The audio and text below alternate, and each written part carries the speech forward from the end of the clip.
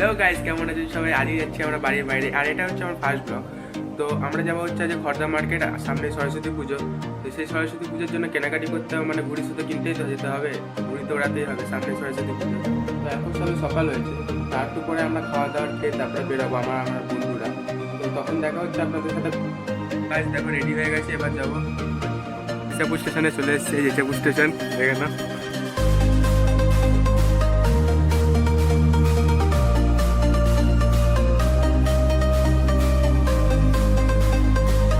মার্কেটে চলে এসেছি, হেলেও দেখে না।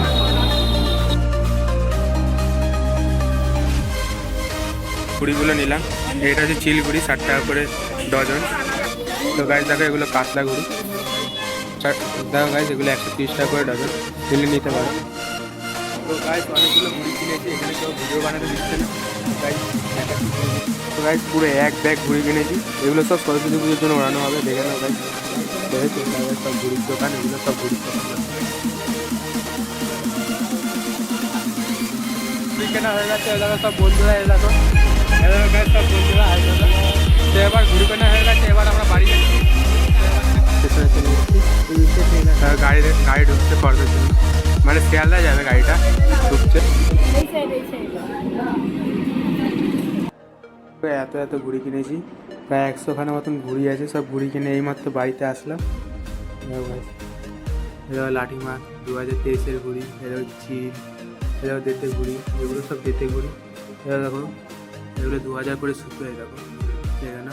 পুরো ঘেমে গেছি, পুরো ঘেমে জল হয়ে গেছি। আজকে এত গরম পড়েছে এখানে, মানে কি বলবো। তো কোটানো হচ্ছে, দেখো গাইস ফেলে দিয়েছে, দেখো দেখো কি অবস্থা। দেখো গাইস এই যে 2000 সুতো কোটানো হচ্ছে, পুরো কোটানো হচ্ছে। দেখো গাইস প্রায় শেষের দিকে চলে এসছে, প্রায় শেষের দিকে। দেখো গাইস এটা আমার লাটাই পুরো সুতো কোটানো হয়ে গেছে। গাইস ব্লগটা যদি ভালো লেগে থাকে তো অবশ্যই লাইক করবে, শেয়ার করবে আর সাবস্ক্রাইব করবে। তো গাইস আজকের ব্লগটা এখানেই শেষ হচ্ছে, দেখা হচ্ছে আপনাদের সাথে পরের ব্লগে। ততক্ষণে টাটা, বাই বাই।